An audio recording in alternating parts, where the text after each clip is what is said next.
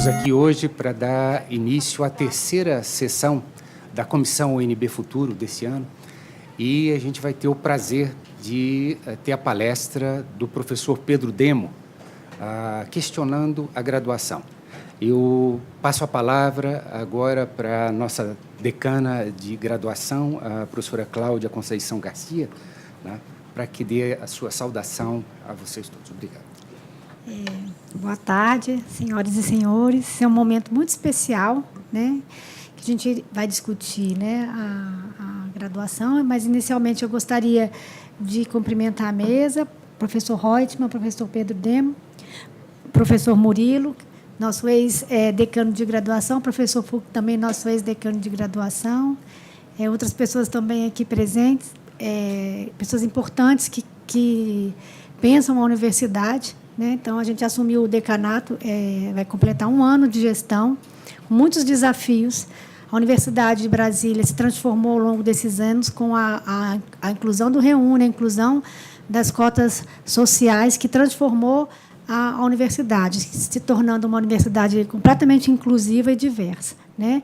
E, com isso, a gente tem muitos desafios. Uma universidade com quase 40 mil alunos, hoje, temos uma evasão grande, significativa, e eu acho que a palestra de hoje ela vai em direção, abraçando, né, o questionamento, no sentido, eu acho que bastante positivo, né? A partir desse questionamento, a gente pode ter um olhar transformador para a universidade. Então, é com muita alegria que eu participo desse momento, né? Agradeço a oportunidade de estar aqui presente com os senhores. Eu vou passar a palavra ao professor Isaac Reutemann, que depois dá o início à sessão. Eu queria saudar a mesa, né, em nome do professor Demo, nosso conferencista. Essa é mais uma sessão da Comissão UNB Futuro, que é uma parceria entre o Decanato de Pesquisa e Inovação com o Núcleo de Estudos do Futuro. Antes de passar a apresentação do nosso palestrante, eu queria registrar a presença de grandes personalidades, né?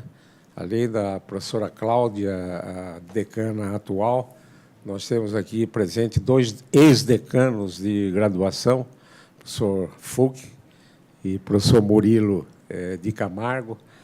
Temos a presença de professores eméritos aqui, professor Aldo Paviani, professor Carlos Córdova Coutinho.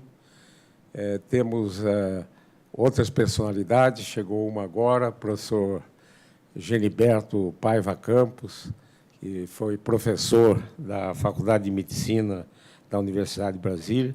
Temos a ex-decana Denise Bom Tempo. Temos membros do Núcleo do Futuro, o professor Leandro, o professor Eduardo, né? Então, queria saudar as pessoas que ainda não vieram aqui para uma sessão da Comissão UNB Futuro, que essa comissão tem por objetivo discutir para onde é que nós vamos em termos de universidade e da educação como um todo. Como mencionou o professor Murilo, essa é a segunda sessão do segundo semestre de 2017. A primeira nós tivemos a presença, a palestra do professor, do educador José Pacheco, fundador da Escola da Ponte, e hoje nós vamos ter o prazer de termos aqui com a gente o professor Pedro Demo, que vai nos falar um tema bastante desafiador, que é questionando a graduação. Para eu falar sobre o professor Pedro Demo, eu teria que falar 1 hora. Mas, resumidamente, né, o professor Pedro Demo é graduado em Filosofia e doutor em Sociologia pela Universität des Saarlandes, na Alemanha. E isso fica em Nuremberg, e ele tem também um pós-doutorado nessa mesma universidade. e um outro pós-doutorado na Universidade da Califórnia, em Los Angeles. Ele tem uma experiência profissional fantástica, né? Ele trabalhou, vou dizer algumas coisas só, trabalhou na Secretaria de Assuntos Estratégicos, na Organização Mundial para a Educação Pré-Escolar, no Instituto Nacional de Estudos e Pesquisas Educacionais Anísio Teixeira, o INEP, onde foi seu diretor-geral, no Instituto de Pesquisa Econômica, IPEA, chegando aqui, professor Manuel Marques Formiga e doutor Ulisses Riedel, presidente da União Planetária, e ele ingressou na Universidade de Brasília em 1976 e aposentou-se em 2008 e foi conferido a ele o título de professor emérito. Ele conduziu pesquisas sobre pobreza, política e educação, e também uma outra pesquisa sobre as condições da educação infantil. É autor de 104 artigos em periódicos, tem 61 capítulos em livros e alcançou a marca de 100 livros publicados. Realmente extraordinário. Ele orientou 22 mestrados e 11 doutorados. De maneira que, com grande honra, professor, já agradeço antecipadamente o seu aceite a discutir a graduação com a gente e passo, então, a palavra ao professor Pedro Demo. Bom, boa tarde a todas e a todos. Muito obrigado pelos que vieram aqui conversar. Queria saudar a mesa, o Isaac, a senhora decana, Murilo e todos que estão aqui. Vamos, então...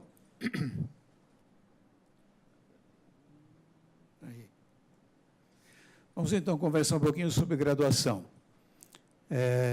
Eu tenho, ultimamente, trabalhado bastante na educação básica e estou fazendo algumas experiências em alguns lugares, também em consonância com o Pacheco, nós temos um projeto bastante similar, e estou tentando mudar alguma coisa na graduação para que os estudantes possam aprender. Mas isso tem uma ligação com a universidade. Então, uma das preocupações minha aqui é tentar comprometer a universidade também.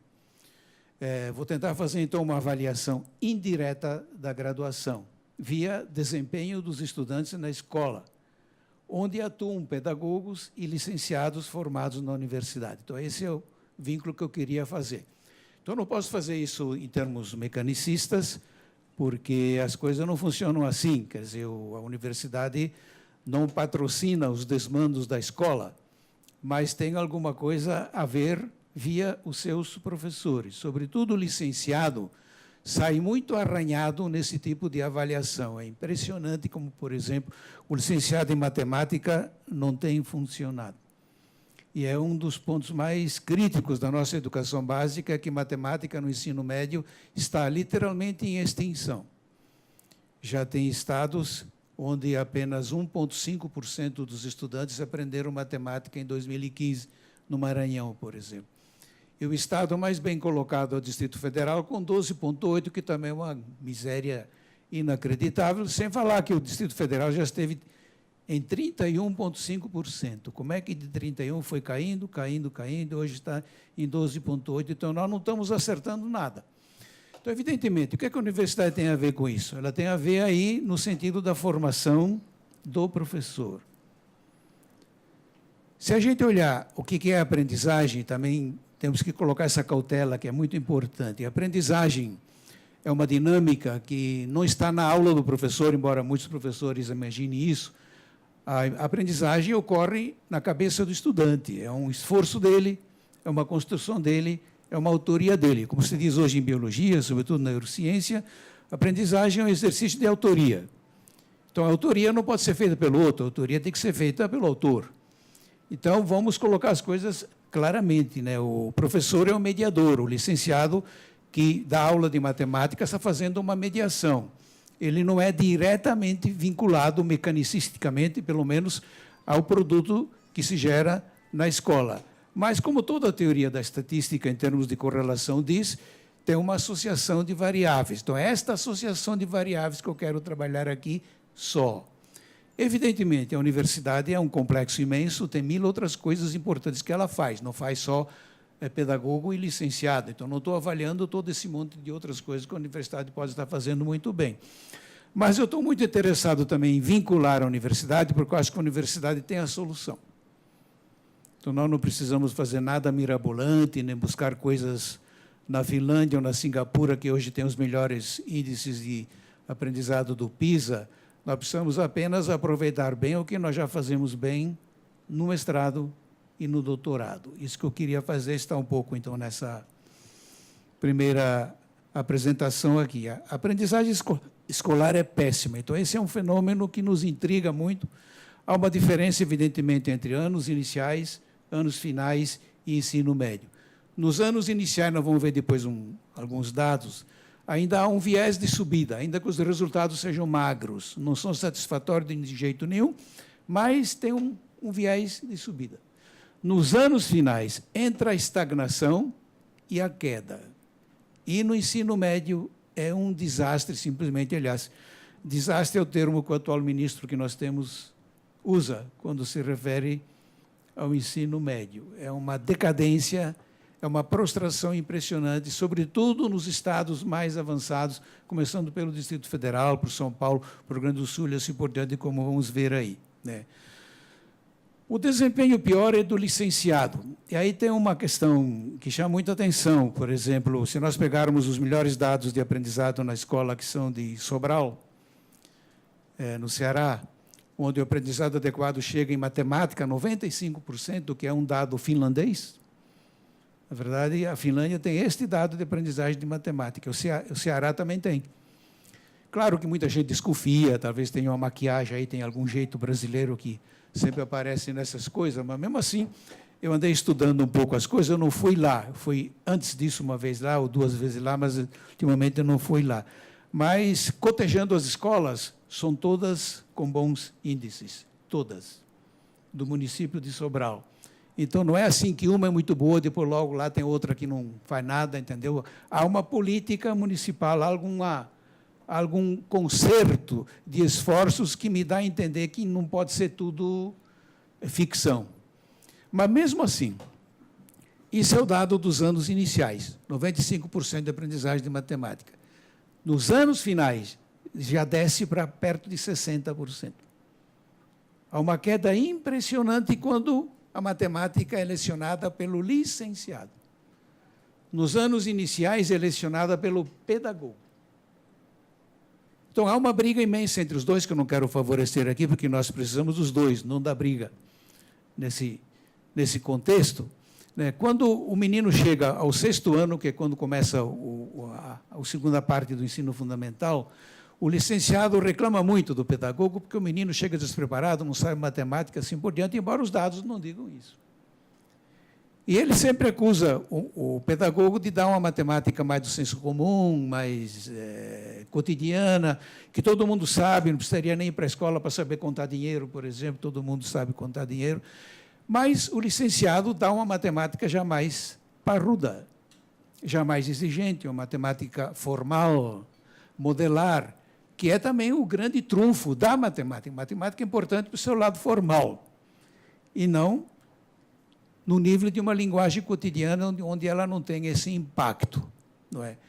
Então, o licenciado reclama muito do pedagogo, mas, quando ele entra na escola, a impressão que a gente tem é que ele fulmina a matemática. Nós estamos em queda livre. E não só na escola pública, também na escola particular. Aliás, a escola básica hoje que tem mais crise em termos de pedagogia é a particular. Vou também mostrar isso, porque hoje temos dados para isso. Bem, de qualquer maneira, o professor não causa aprendizagem. Nós temos, então, que arrumar isso, porque vai ser importante para nos entendermos aqui, termos algum acordo sobre o que é aprender, porque a universidade está ligada a ensinar. O decanato é de ensino, não é de aprendizagem, é de ensino. Eu acho que deveria ser de aprendizagem. Então, essa é uma questão que me preocupa muito. Nós temos que sair desse sistema de ensino.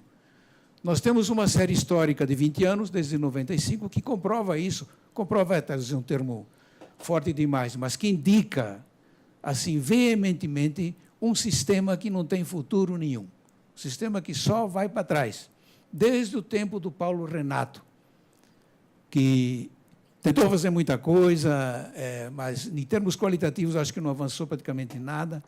Ele deixou um livro, que não sei se vocês viram, chamado Revolução Gerenciada, que é horrível, eu acho, porque, primeiro, uma revolução gerenciada, acho que já morreu aí, né? Porque não dá para gerenciar uma revolução se ela for realmente revolucionária.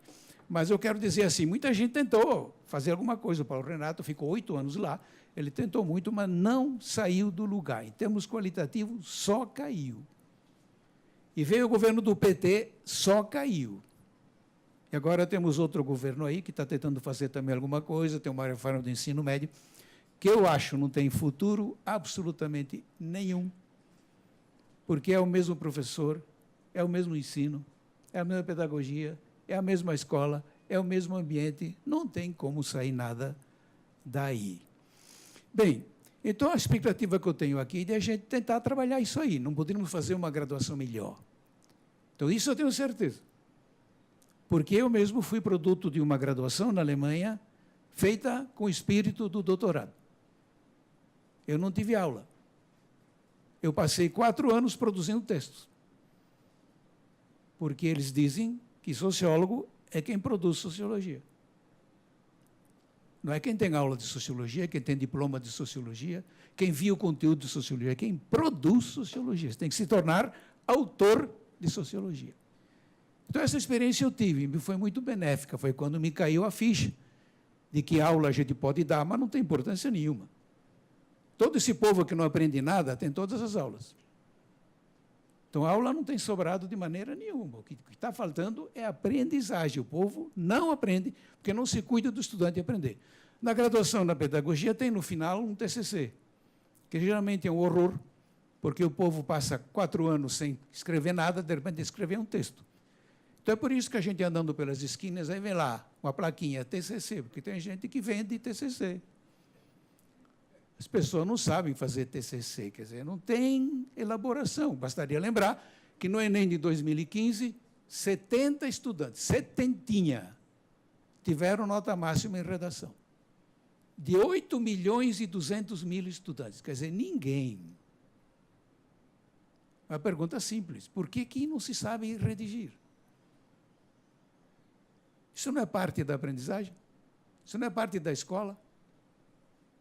Eu acho que, em grande parte, está o problema do professor. O professor não sabe redigir. Sobretudo, o professor de matemática não sabe redigir. Ele fez uma matemática, vamos dizer assim, entre aspas, pura. Ele sabe calcular, mas não sabe discursar, não sabe argumentar, não sabe elaborar, não sabe teorizar, que é muito importante para a formação das pessoas. Bom, a solução nós temos em casa. Isso que me anima, exatamente como a decana falou, não fazer um questionamento apenas negativo, dizer que não funciona e tal, mas que tem solução isso. Uma solução bem perto da gente. Eu acho que a pós-graduação, stricto sensu, mestrado e doutorado, nos mostram isso. Além de outras experiências que eu coloco aqui no fim da lâmina, né? O PIBIC, que é uma experiência comprovada, interessante. Participei muito aqui no UNB do PIBIC, né? E geralmente todo mundo aceita que o graduando que mais bem aproveita a graduação é quem faz o PIBIC. Tem o PBL na medicina, que hoje está se alastrando, que veio do Canadá, que é muito considerado.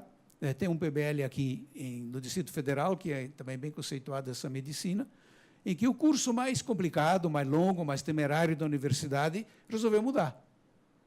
Aí caiu a ficha. Então, eles fazem uma outra organização, eles pegam um grupo de estudantes, montam um caso clínico, qualquer caso clínico, e eles saem para pesquisar e para produzir. E o professor, então, vai organizando o processo produtivo do estudante, começando com coisas mais embaixo e subindo até fazer um texto maior lá na frente. Nas escolas em que eu estou trabalhando no Mato Grosso do Sul, eu tento fazer a mesma coisa. Então, fizemos 2 experiências em 2 escolas, que foi uma coisa extremamente maravilhosa, muito além do que eu podia imaginar, porque você tem sempre aquela ideia de que o aluno não quer estudar, o aluno vai lá só para encher o tempo, sobretudo o aluno de 2º grau, que já está mais escolado. Foi ao contrário. Nós não perdemos um aluno e nenhum professor. Fizemos um monte de feira de ciência maravilhosa. a estudantada produzindo ciência. Colocamos na berlinda a ideia da educação científica, que hoje é capital, e que a universidade também, de certa maneira, despreza. Então, é muito importante que o estudante de graduação seja um autor, um cientista e um pesquisador. Se não fosse por outra razão, também porque hoje se defende a ideia de que a educação científica começa no pré-escolar. Estados Unidos, Israel, fazem educação científica no pré-escolar, com 4 anos de idade. Então, isso está evoluindo a pleno vapor. É muito importante, aí já se maneja essas ideias. O menino tem que ter pretensões de autor, de cientista e de pesquisador. Lacuna na formação. Então, o problema é, de certa maneira, aula, prova e repasse. A escola se reduz a isso e a universidade, em grande parte, também. Evidentemente que há uma diferença enorme entre a UNB e uma faculdade privada lá no Cafundó. Mas, de certa maneira, o tom é esse. É aula, prova e repasse. E depois disso, acabou. Depois disso, vamos embora. Sobretudo quem estuda de noite vai lá escutar uma aula, de vez em quando faz uma prova, engole aquele repasse e vai embora. Mas a aprendizagem é a autoria. Então, nós devemos tomar a sério isso. A aprendizagem não é memorização, que também implica, evidentemente, também preciso memorizar, né? A aprendizagem não é ver o conteúdo que os outros estão falando, não é ficar escutando alguém falar, é produzir. É você assumir o teu papel, que não pode ser feito pelo professor. Por exemplo, matemática, que eu acho que é uma coisa paradigmática. Matemática a gente só aprende se entende. É o princípio absolutamente fundamental de matemática. Se você não entendeu, não adianta. Vai decorar, então. Então, tem que entender. Só que entender não pode ser feito pelo professor. Entender pode ser mediado pelo professor, mas não causado pelo professor. Entender tem que ser feito pelo estudante. Então, eu acho, hoje, poderia dizer, depois dessa refrega toda, de que a grande parte dos estudantes de matemática não entende. E a escola não cuida que ele entenda. Ele tem todas as aulas de matemática, mas sai de lá pelado. Não leva nada, porque não entendeu nada. Então, acho que é isso que nós teríamos que mudar. Então, para dar um exemplo que nós fizemos lá em Campo Grande, assim meio por acaso. Então, o professor teve a ideia de pedir para um grupinho de estudantes de demonstrar o teorema de Pitágoras. Aí essa conversa em matemática de que o quadrado da hipotenusa é igual à soma do quadrado dos catetos num triângulo retângulo. Que não sai para grande coisa, entendeu? Mas existe esse teorema. A maioria boia, não sabe do que se trata, nem onde começa, nem onde acaba e tal. E ele então deu a sugestão de fazer isso num vídeo de celular. Então, para a meninada mostrar o vídeo, fazer o vídeo, tem que entender o teorema. Foi só isso. Eles partiram para estudar o teorema, entenderam o teorema, mostraram o vídeo, ainda acharam um lugar onde se aplica isso na construção civil. Se você tem os 2 catetos, né, você pode deduzir a hipotenusa pela regra de 3. Então, tem alguma utilidade, vamos dizer assim. Bom, enfim, o que é que eu queria dizer com isso? Se você entende matemática, ela, como qualquer outra disciplina, você pode dar conta dela, você pode aprender, não traz grandes problemas. Agora, se você não entende, não sai do lugar. Bom, conhecimento também é autoria, eu acho que isso também é muito importante. Acho que nós batalhamos isso, sobretudo no mestrado, no doutorado, que é o exemplo que eu quero dar aqui com muita ênfase. No doutorado, no mestrado, embora haja aula, ela não tem nenhuma importância. O que importa no mestrado e doutorado é a tua produção. E você é avaliado pela tua autoria, que é a boa ideia de avaliar. Avaliar o estudante não por prova, mas pela autoria dele, que é o que o PIBIC faz. O menino é avaliado por aquilo que ele produziu, por isso que tem aquelas sessões de PIBIC em que o cara faz o banner, monta lá a sua teoria, os seus dados, a sua comprovação, a sua teorização e tal, é avaliado por aí, não por uma prova. Então, o conhecimento científico sempre exigiu autoria. O píncaro disso é o Prêmio Nobel, que são enormes autores de grande destaque. Mas não dá para trabalhar conhecimento sem autoria. Quando a gente trabalha conhecimento sem autoria, fica o que nós fazemos normalmente por aí, que é reproduzir. Quer pegar o conteúdo de algum lugar, que hoje está em tudo que é canto no mundo digital, então você não precisa mais buscar conteúdo, você já tem aí tudo disponível, e vai repassando, que não tem efeito nenhum. Então, isso é uma coisa bem comprovada. Repassar conteúdo não tem efeito nenhum.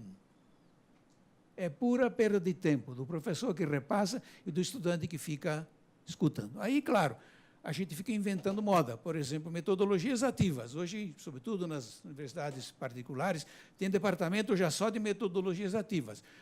Primeiro, é uma ironia. Por que a gente tem que inventar metodologias ativas? As outras eram passivas? Claro, né? Era aula. Então, no fundo, metodologias ativas sempre são uma estratégia para salvar a aula. Que é a mesma coisa quando a gente usa tecnologias digitais. A gente não vai para a aprendizagem do estudante, como é que ele exerce autoria, como é que ele busca, como é que ele constrói, como é que ele faz, tipo, por exemplo, Wikipédia. Se você quiser trabalhar no Wikipédia só como autor, não tem outra saída. É um clube de autores. Existem regras para produzir aquilo, não é simplesmente qualquer coisa. Então, nós teríamos, de alguma maneira, que voltar a discutir isso. E, dentro desse complexo todo, entrou em cena a educação científica, que pode ter outros nomes, evidentemente. Eu sempre fui muito ligado a isso por conta dos meus livros de metodologia científica. Essas coisas todas que são muito importantes, que foi algo que eu descobri com muito entusiasmo na Alemanha, estudando lá, porque eu fiz uma sociologia mais ligada a essa preocupação com a escola de Frankfurt. Depois acabei fazendo tese de doutorado sobre Marcuse, que era um dos expoentes da escola de Frankfurt. Mas é o cuidado com ciência. Todo graduando tem que ser um cientista. Ele tem que saber o que é ciência. Tem, sobretudo, que saber produzir ciência. Se a gente começa isso no pré-escolar, então, graduando, nem se fala. Então, não tem nenhuma razão para dizer, não, ele é imaturo, é prematuro, tal. Claro, a gente pode reclamar da formação do segundo grau. Ele chega aqui péssimo. Mas a gente esquece que o professor dele fomos nós que inventamos. Então, isso não refresca, isso não ajuda, isso não muda nada. Nós temos que trabalhar nas duas pontas. Então, nós temos que tomar isso a sério. Perdão.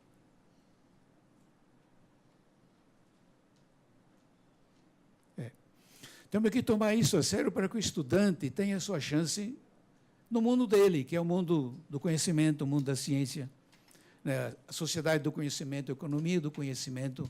Então, a importância hoje é produzir conhecimento. Aliás, uma das decisões que se faz hoje, extremamente dura para nós, é que, de um lado, tem um grupinho de países que produz conhecimento e, do outro lado, um montão que dá aula. E nós estamos nesse montão que dá aula. Nós não temos uma preocupação maior de produzir conhecimento. A universidade não descobriu isso ainda, apesar de ter um decanato de pesquisa. Mas isso é uma coisa mais especial, não é uma coisa para graduação. Aí está, eu acho, um erro crasso nosso. A gente cuida disso no mestrado, cuida disso no doutorado, enfia um pibiquezinho aí daqui e dali, entendeu? Mas abandona a graduação.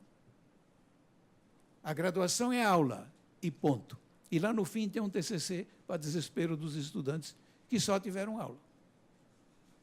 Então, eu acho que essa mudança não é do outro mundo, essa mudança não é grandiosa, é uma mudança que nós podemos fazer sem maiores sustos, trazer do doutorado o espírito de autoria e trabalhar a graduação dentro desse espírito, com qualidade formal, com qualidade política. Acho que isso é muito importante, porque também ciência não é inocente. Ciência não tem apenas um lado positivo. Nós sabemos bem hoje que a ciência é eurocêntrica, é machista, é destrutiva dos outros conhecimentos todos. É insustentável, porque se liga com o neoliberalismo, destrói o planeta. Então, a ciência é um problema também. Então, não tem por que silenciar isso. É preciso qualidade política, não só a qualidade formal. O estudante tem que saber pesquisar, tem que conhecer métodos e técnicas, tem que saber estatística. tem que saber pesquisa quantitativa e qualitativa, todos, sem exceção. Mas também tem que saber questionar o conhecimento.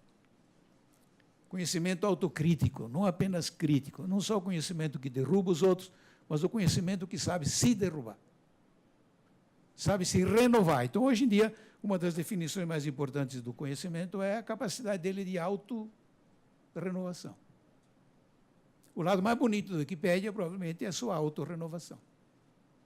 Lá nenhum texto é final, são textos sempre em progresso, sempre se refazendo, sempre se reconstituindo, que é uma visão muito mais bonita de conhecimento do que aquela do currículo, que é enlatado. Já está pronto, já está fixo, está definitivo, cumpre repassar. Muito na ideia de meramente repassar vem dessa visão de um conhecimento pronto, que não tem sentido. Conhecimento pronto já foi. O importante é conhecimento conturbador, conhecimento rebelde, conhecimento que convulsiona, conhecimento que se renova constantemente. E aí precisa, então, pesquisa e essas outras coisas. Bom, vamos começar, então, a ver alguns dados para a gente botar um pouco o pé no chão. 44% dos estudantes brasileiros no PISA em 2015 ficaram abaixo do último nível. Não ficaram no último, ficaram abaixo do último. Foi um vexame que já vem se repetindo. Apenas essa vez foi um pouco mais visível. Apenas 70 estudantes tiveram nota máxima no Enem em 2015, dentre mais de 8 milhões. Apenas 8% dos adultos brasileiros são proficientes, de acordo com o Indicador Nacional de Alfabetismo Funcional do Instituto Paulo Montenegro. 8%. Eu acho que isso daria panos para manga. Quer dizer, nós não temos cidadania para mudar o país. Quer dizer, 8% dos brasileiros adultos sabem pensar. 8%. Que reflete muito dessa nossa miséria que nós temos hoje, por exemplo. Um quadro político conturbado, que precisaria de uma intervenção de baixo, precisaria de uma desobediência civil, e não tem isso. O país não tem. O país tem uma grande massa de manobra. E aqui tem o IDEB, eu botei essa tabela aqui porque me interessa mostrar o lado da escola privada. Então, se a gente olhar, aqui saiu, não coube direitinho aqui, me escapou. Bom, enfim, se a gente olhar os anos finais, a escola privada teve, em 2005, a proficiência de 5,8, depois ficou em 5,8, 5,9, 6,0, 5,9 e 6,1. Então, está estagnada. E a fila da escola privada embaixo está faltando, mas é 5,8, 5,7 e acabou em 5,3, está caindo. Então, a escola privada sempre foi a escola que mais defendeu a aula. Instrucionismo, repasse de conteúdo. E aqui está. Não está dando certo. Quer dizer, repassar conteúdo é uma coisa, aprender é completamente diferente. Aprendizado adequado no Brasil. Então, essa é uma tabela interessante que dá uma média geral. Como o Brasil é um monstro enorme, a média não diz muita coisa, evidentemente, né? Porque os estados são muito disparatados. Mas nós podemos ter uma ideia de como se comporta, porque como são 20 anos, mesmo que os dados não sejam grande coisa, e realmente não são grande coisa, o IDEB não é um dado maravilhoso, dá para tirar alguma conclusão pelo comportamento de 20 anos. Então, começando em cima. Os anos iniciais, M em matemática, LP língua portuguesa. Então, se vocês olharem, em 95, o aprendizado adequado de matemática foi de 19%, que foi e virou 43% em 2015. Então, 43% não é satisfatório, não dá nem metade. Mas tem subido. Em língua portuguesa, começamos com 39 e chegamos a 54. 54 também não presta. É um pouquinho acima da metade, é muito pouco. Anos finais. Começamos em 95 com 16,8 e estamos com 18,2 em 2015. Quer dizer, estagnado. 20 anos estagnado. Anos finais não dá conta de matemática. Língua portuguesa de 37 e descemos para 33. Vamos para trás. Então, aqui começa já a comparação interessante e também um pouco incômoda, né? Anos iniciais é do pedagogo. Ele tem, mal ou bem, um desempenho melhor. Não é satisfatório, mas está muito acima do licenciado. Os anos finais é do licenciado, já cai um monte. E o ensino médio, vamos ver, é uma tragédia. Começamos matemática com 11,6 e chegamos a 7,3 em 2015. Quer dizer, 11,6 já era uma coisa inaudita, 7,3, e vamos indo para baixo.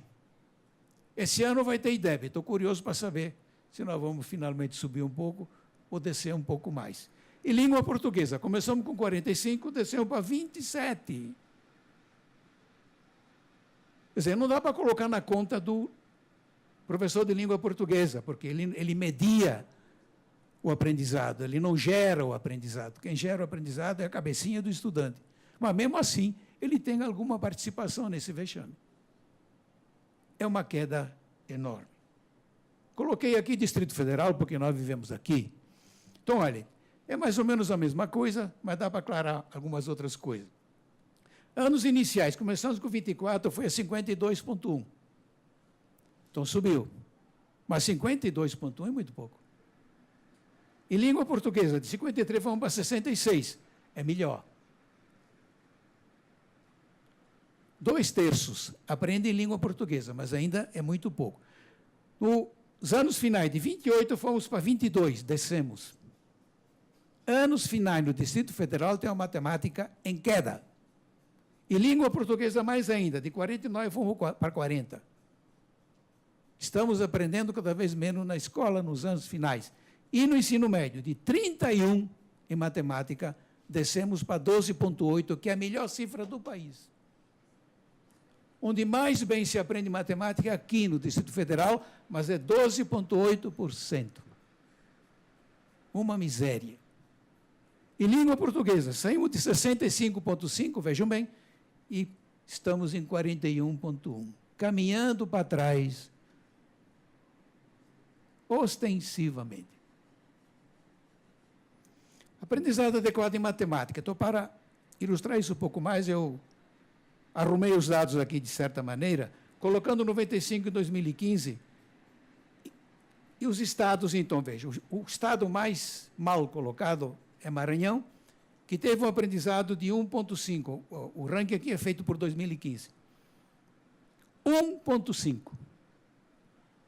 Em 95 foi 4, quer dizer, também, de 4 cair para 1,5 não significa nada, mas é nada. Então eu diria, aqui matemática acabou. Acabou a matemática, mas teve todas as aulas. A aula de matemática funciona a pleno vapor. Ninguém aprende.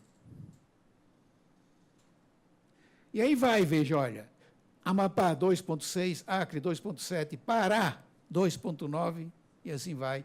Até o Distrito Federal, no outro lado, com 12,8%. Olha, São Paulo tinha 14,4 em 95, agora tem 9. Impressiona muito essa decadência de São Paulo. O Rio Grande do Sul, 8,9.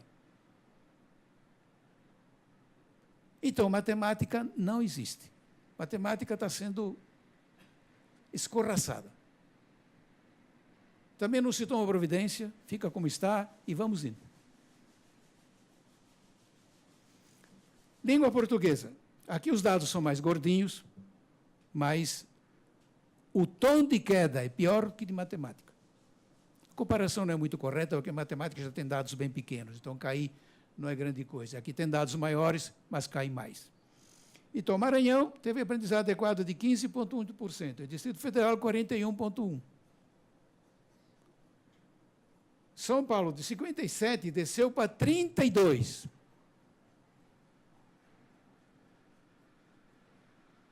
É uma pergunta, como é que pode isso? A escola não consegue que os alunos aprendam língua portuguesa. Aqui, então, vou fazer uma comparação que pode ser interessante para nós. Sobral. Bom, Sobral fica no Ceará, e o Ceará tem se destacado como estado nos anos iniciais e nos anos finais, não no ensino médio. O ensino médio do Ceará é ruim como em todo o país. O que também dá uma ideia interessante para a formulação de políticas. Por exemplo, o Cristóvão Buarque defende muito a federalização das escolas. Aqui está um dado que não favorece isso de maneira nenhuma. A escola que funciona no Brasil é a municipal. A estadual não funciona para nada. E o Ceará não tem só Sobral. Sobral é o mais destacado, mas o Ceará tem mais uns 20 municípios muito bons. 30% dos que fazem o ITA são cearenses, que entram no ITA, são cearenses cada ano. Porque o Ceará tem uma tradição de cultivo da matemática. O que indica que é possível mudar, possível sair dessa miséria toda. Então, vejam lá. Ó. O que espanta muita gente é que, em 2005, a aprendizagem de matemática nos anos iniciais foi de 7%, e em 2015, 95%. Como é que a gente sai de 7% e vai para 95% em 10 anos? Claro que é de desconfiar, eu tenho toda a preocupação com isso, né? Acho que quando dá esmola demais, o pobre desconfia. Mas exatamente por isso eu tentei comparar, aliás, no meu blog, vai aparecer no fim das apresentações, quem quiser olhar, eu fiz um texto sobre Sobral exatamente para ver se essa ideia de mistificação, de ficção, de fraude, é aparente, não é aparente. Eu acho que tem alguma verdade nisso aí, ainda que eu imagine que Sobral não é Finlândia, não dá para ser Finlândia. Então tem alguma ficção, sim, mas não é assim como alguns querem detrair, digamos assim. Em língua portuguesa, de 16% foi para 95% também. São dados muito bons, ou seja, alguns estudantes não aprendem, mas a grande maioria, 95%, aprende. Assim deveria ser. No entanto, passando para anos finais, a gente vê que logo muda bastante. Ainda é muito bom, na média brasileira, Sobral é muito bom, mas o aprendizado de matemática, que foi de 95, antes agora é de 54. Caiu muito, porque entrou o licenciado. Os anos iniciais é do pedagogo, funciona. Os anos finais é do licenciado, não funciona. E língua portuguesa também, que antes era 95, ficou em 61. E aqui coloquei só para ilustrar Águas Lindas, que fica aqui do nosso lado. Dá para ver o fenômeno similar. Nos anos iniciais, olha, matemática de 8 foi para 26. É um município aqui pertinho da gente. 26 só aprende matemática nos anos iniciais. Língua portuguesa dá 41. E nos anos finais já cai imensamente. Veja matemática, a melancolia da matemática. Começou com 2,5, agora está em 5,7. Não tem perspectiva. Aí tem um erro crasso de sistema. Quer dizer, este sistema de ensino não funciona, não adianta querer arrumar isso aí, precisa sair daí. E língua portuguesa de 6,6 para 17. Melhorou um pouco, mas ainda é extremamente baixo. Aqui eu coloquei também, para não incensar demais o pedagogo, os resultados da ANA, Avaliação Nacional da Alfabetização. Então, aqui está os alunos que chegam ao nível 1 e 2, que são considerados ainda analfabetos. Então, a gente vê que, na média, depois de 3 anos, que isso foi uma coisa que o MEC inventou, sem muita base teórica, sem muito também levar em conta experiências internacionais, mas inventou isso aí, que o estudante começa a se alfabetizar aos 6 anos, demora 3 anos. Que acho que é uma confusão com a idade certa, com dose certa. Por exemplo, se a gente começa a educação científica no pré-escolar com 4 anos de idade, a idade está errada, então? Não tem nada a ver. O que tem a ver é com dose certa. O professor tem que saber trabalhar uma cabecinha de 4 anos, que não é uma cabeça do doutor. É outra coisa completamente diferente. E isso é tão problemático até hoje que o atual governo resolveu passar de 3 para 2 anos e já voltou atrás. Não sei se vocês viram. Quer dizer, o MEC também está zanzando, não sabe onde pisar. Apesar de ter os dados, não só de ter, é o fabricante dos dados. Mas muitos estados, vocês verão aqui, ainda faltam mais de 80% de estudantes, depois de 3 anos, que não estão alfabetizados. Quer dizer, a alfabetização também na escola não está funcionando. Não tem nível aceitável de maneira nenhuma, em lugar nenhum. Então, não é assim também que o pedagogo está por cima da carne seca. Ele se desempenha melhor que o licenciado, sem dúvida alguma. E a gente poderia discutir, será o que é que o pedagogo está inventando que o licenciado não inventa? né? Pode ser, né, que a pedagogia, que eu considero um curso muito importante, de certa maneira é o curso mais estratégico, porque já trabalha aprendizagem. Acho que é o curso dos cursos, é a mãe dos outros cursos. Né? O curso que está preocupado em que os estudantes aprendam, devia ir para a pedagogia para ver o que é isso. Então, de repente, a gente podia esperar, deveria esperar do pedagogo um senso melhor de aprendizagem, que cuide melhor da aprendizagem do estudante. E que o estudante aprende não é escutando aula, mas é exercitando sua autoria, fazendo suas coisas, que, aliás, é um patrimônio de muitas outras teorias que nem tem tanta pretensão, como foi no pré-escolar as teorias de Montessori, de Freinet e de outras tantas pessoas que até hoje tem muito nome. Fazer o que a criança sabe fazer, sem rebaixar. Então, a educação científica para crianças de 4 anos não pode ser infantiloide. Tem que ser educação científica com letra maiúscula. Então, eu acho que o pedagogo também precisa ser revisto, não só o licenciado. Aqui está uma apresentação de metodologias ativas, né? Nós buscamos muito, então, o apoio das tecnologias para enfeitar a aula, né? O uso de PowerPoint, como estou fazendo aqui, ou outras coisas, né? E isso não tem dado certo, né? Sempre que se estuda isso, por exemplo, a CGI fez um estudo grande ultimamente junto com a Unesco sobre o uso das tecnologias digitais na escola. A gente vê o atraso disso, o mau uso disso, como o professor usa para copiar. Então, o grande plágio na escola, talvez na universidade também, não é o plágio do aluno, é o plágio do professor. O maior plagiário que temos é o professor. Então, acho que isso tem que, de alguma maneira, ser colocado na mesa. As tecnologias digitais foram resultado de uma enorme autoria. E dentro dela nós temos uns ramos de intensa autoria, que são os hackers, que hoje também receberam alguma badalação, não só por causa da desobediência civil, né? Eles são típicos participantes dessa ideia interessante, de que precisaríamos tanto aqui no Brasil de desobediência civil. Né? Claro que também eles podem ser usados para o mal, como a China faz, digamos assim, mas também foram parte interessante da Primavera Árabe e por aí afora. Quer dizer, tudo isso é resultado de uma grande autoria, que nós levamos para a escola para copiar. Levamos para a escola para enfeitar a aula. Viemos para a escola para fazer repasse de conteúdo que não tem nenhum sentido. Então, a escola, eu acho que está completamente alienada. Ela faz um esforço grande, quero reconhecer isso, muitos professores dão um duro danado. As condições de trabalho nas escolas são horríveis, de modo geral. Então, eu não tenho nenhuma pretensão aqui de castigar o professor. O professor é a nossa salvação. Para ter uma escola diferente, é preciso salvar o professor. Fazer um professor autor, cientista, pesquisador. Que a universidade não faz. Aí está. Aí está um buraco da universidade.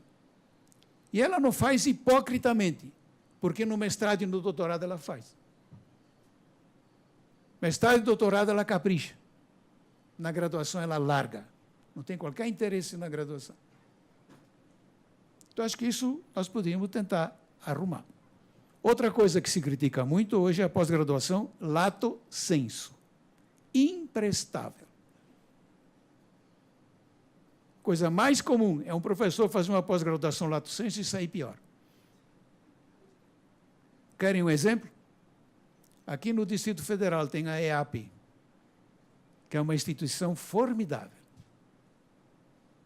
Muito poucos estados, talvez seja o único, que tenha uma instituição tão forte, tão significativa como a EAP. Mas vocês viram os dados do Distrito Federal. Só está caindo, só está caindo. Então, a ideia que fica é que o professor faz o curso lá e sai piorado. O que é que ele faz lá? Pós-graduação, lato sensu. Então, acho que essa devia ser fechada. Essa não tem serventia. Precisamos trazer o espírito da pós-graduação stricto sensu. Autoria. O charme do mestre, o charme do autor é a autoria. Gente autônoma, gente capaz de produzir, gente capaz de montar suas coisas, que é fundamental para uma escola. Professor, por exemplo, que não tem material didático próprio, vai copiando dos outros. Ele tem que saber fazer material didático. Livro didático só pode ser coisa de pesquisa e não de cópia. Então, isso mudou completamente. Não tem mais livro didático cartilha. É errado seguir uma cartilha. A cartilha é feita para a gente desconstruir, refazer, que é o espírito do conhecimento rebelde, do conhecimento autorrenovador, do conhecimento que coloca a pessoa sempre em dia com o seu mundo, que é o outro lado da aprendizagem. O que é aprender bem? Estar sempre em dia com o seu mundo, sempre atualizado, sempre na crista da onda, sempre vendo o que há de importante para a gente saber intervir. Então, o ensino reprodutivo domina. E aí, talvez, coloquei aqui de presente, robôs. Porque a reprodução de conteúdo que nós fazemos vai ser feita em breve por robôs, que vão fazer de maneira muito melhor que nós, até porque eles vivem online e vão estar atualizados, vão ter sempre a última versão da Wikipédia na cabeça deles e nós não. Então, isso aí está com os dias contados. Já tem uma faculdade em Paris, que agora está também no Vale do Silício, que tiraram os professores. Uma escola sem professores. Eu não saberia defender isso. Mas é só para programação digital. Aí dá para entender um pouco mais, porque programação digital sempre foi autodidata. Os grandes programadores, aí, tipo Gates, tipo Zuckerberg, ou Brin e Page, do Google, são autodidatas em programação digital. Então, eles só fazem para isso. Mas, no fundo, tem um recado. Para que professor? Então, acho que um professor, para repassar conteúdo, não precisa. Nós precisamos de um professor que cuida que o estudante aprenda. Um professor que seja bom aprendiz. Ele seja bom aprendiz, como nós fazemos no mestrado e doutorado. Aí sim, aí temos uma aprendizagem bem comprovada. É o que a universidade faz bem. Então, acho que a gente poderia tentar ir para essa direção. Aqui coloquei, para brincar um pouco, críticos da aula. Existe muita gente no mundo preocupada com isso. Coloquei primeiro Lynn e Elon, porque são as duas maiores defensoras da ciência no pré-escolar. Um lindo livro, que, além de tudo, tem uma pesquisa muito interessante sobre aula. A melhor que eu conheço. Para que serve aula? Esse livro tem uma bela pesquisa sobre aula. Slaughter e Lynn é a mesma linha de cima. WISE, que é WISE, Web-Based Inquiry Science Environment, que é uma plataforma digital para aprender ciência para criança sem aula. Então, o interesse deles é ter uma plataforma autoral, que leva o estudante a produzir suas coisas, e que também seja, que proteja a criança, porque a criança, quando se vai para um laboratório para mexer com química, ela pode se machucar. E aí, como é virtual, ela não corre esse risco. O livro do Finkel me chamou muito a atenção. Teaching with Your Mouth Shut. Bem sugestivo. São 300 páginas, onde ele sugere que o professor deveria, na sala de aula, ficar calado. Estudante deveria falar. Bly vai nessa linha. Prensky, que é o fanático lá dos nativos digitais, também é muito contra esse tipo de colocação da aula.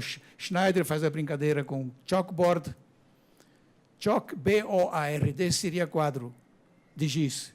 Board é chateado, de saco cheio e tal, para brincar. Cafai descreve uma experiência interessantíssima nos Estados Unidos, que eu vi uma vez, Computer Clubhouse, em que os estudantes, depois de fazer o ensino médio, eles vão para lá. E lá tem uma sala do tamanho desse auditório aqui, e tem uns 25 computadores nas bordas, bons computadores que eles precisam de grande potência, grande memória, com 3 banquinhos em cada computador. Então, esses moleques vão lá fazer programação. E não tem aula, não tem professor também, só tem um tutor, que cuida que não haja briga, que eles também cuidem dos computadores, que não fique lá a vida toda, que dê lugar para os outros e tal, né? Então, também tem colocado muito a discussão. Essa meninada aprende incrivelmente bem.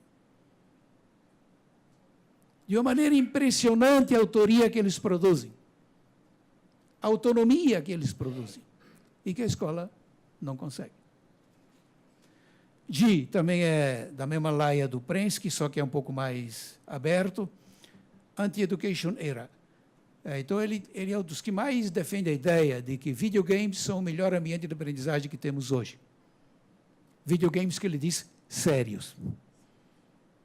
E que recebeu muita atenção teórica, inclusive hoje tem um termo técnico ligado aos videogames chamado scaffolding, que é a metáfora do andaime, e que vem de Vygotsky. Para quem curte essas coisas, Vygotsky tem aquele conceito muito celebrizado da zona do desenvolvimento proximal. O papel do professor é desafiar, é puxar. O que o aluno faz sozinho não interessa mais. É um novo desafio, sempre para cima, sempre puxando para cima, que os videogames fazem muito bem. Então, os bons jogadores de videogames sérios, não os bagunçados, são pessoas muito autônomas. Então, tem pesquisa interessante que mostra como essa gente se vira, sabe achar, sabe procurar, tem noção de método, tem noção de sequência, de desempenho, e assim por diante. Andreessen, Arguing to Learn, um belo livro sobre aprender argumentando. Pacheco, que é o mais conhecido aqui no Brasil, a escola que ele monitora em Cotia não tem aula, não tem nem sala de aula, e os alunos têm um bom aprendizado. Ele tem nas costas dele já a Escola da Ponte, que vem com essa ideia. E acho interessante hoje o Deep Learning, que é uma expressão da inteligência artificial, para quem gosta dessa cachaça aí, e que é também um conceito provocativo, evidentemente, né? Porque o Deep Learning é artificial, mas a gente sempre imagina que o Deep Learning tem que ser biológico, hermenêutico, não heurístico, mas exatamente para provocar, eles colocaram isso para a inteligência artificial. As máquinas aprendem em profundidade. Como? O problema surgiu, evidentemente, com essas pretensões hoje, que já estão aí batendo na porta, de como fazer um carro que anda sozinho na rua. Esse carro precisa entender o ambiente em que ele anda. Ele precisa transformar tudo que ele vê, toda essa entourage, todo esse ambiente, em dados digitais, Big Data, megadados, e saber reagir a esses dados. Então, o Deep Learning aí é que ele aprende do que já aprendeu. A cada viagem que ele faz, ele engorda a sua aprendizagem, porque acrescenta o que ele já aprendeu. Isso que ele chama de Deep Learning, que eu acho que ainda é, na minha modesta opinião, que eu não domino isso aí, é linear. É uma acumulação linear, é algo exponencial linear. Enquanto que a aprendizagem hermenêutica humana, biológica, é hermenêutica, e que tem problemas, claro. Ela é lerda, é lenta, é ambígua, custa para amadurecer e logo também fica velha. Então, por isso que eles dizem na brincadeira que essa aprendizagem biológica está ultrapassada, temos que sair dela, temos que atualizar o DNA humano, entrar no cérebro e mudar aí as configurações, para ver se o ser humano se atualiza, porque está ficando um bagaço velho. Mas isso não, o que interessa aqui não é isso. O que interessa é que esta aprendizagem bem feita é levada para lá. E nós resistimos de levar para cá. Isso aqui me incomoda. Eles sacaram o que é aprender. Nós continuamos ensinando. Então, eles não perdem tempo em ensinar um computador. Eles põem o computador para rodar. E rodando os megadados, ele vai se refazendo constantemente. Arun Roxa, são dois sociólogos, é um casal interessantíssimo, que escreveu um livro, Academically Adrift, academicamente à deriva, em que eles olham como a graduação é ruim nos Estados Unidos. Então, quem está interessado, aqui tem um livro maravilhoso. Os estudantes perdem seu tempo. Os professores fazem os estudantes perder seu tempo porque ficam escutando aula, em vez de ficar produzindo suas coisas. Desperdício da graduação. Aí, com isso eu quero terminar. Produzimos um licenciado pedagogo que não aprecia leitura, não gosta de estudar, não sabe pesquisar, não redige, não sabe aprender, mas dá aula. Esta figura que nós formamos aqui vai para a escola para dar aula. E eu diria sem nenhuma condição. É a cara da universidade. O professor faz na escola o que fizeram com ele na faculdade. Muito obrigado.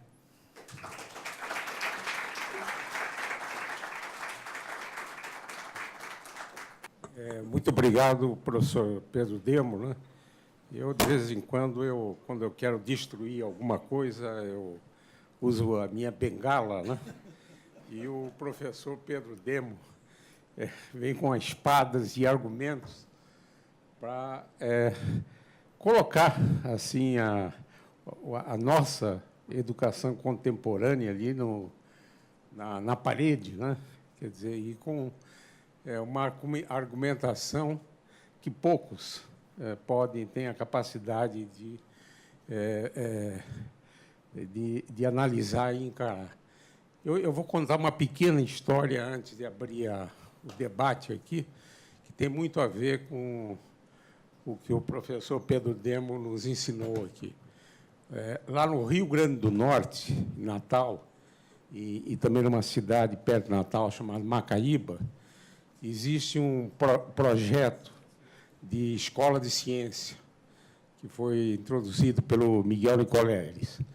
E eles recebem as crianças do 8º, 9º ano, mais ou menos, da escola pública, no contraturno, que frequentam essa escola de ciência, onde não tem aula, né?